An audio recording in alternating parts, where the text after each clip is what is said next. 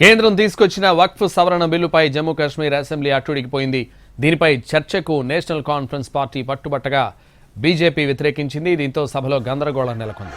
సభ్యులు పెద్ద ఎత్తున నినాదాలు చేశారు.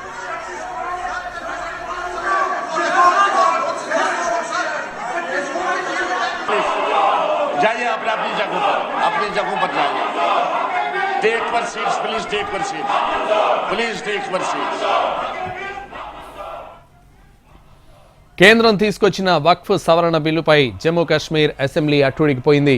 దీనిపై చర్చకు నేషనల్ కాన్ఫరెన్స్ పార్టీ పట్టుబట్టగా బీజేపీ వ్యతిరేకించింది. దీంతో సభలో గందరగోళం నెలకొంది. సభ్యులు పెద్ద ఎత్తున నినాదాలు చేశారు.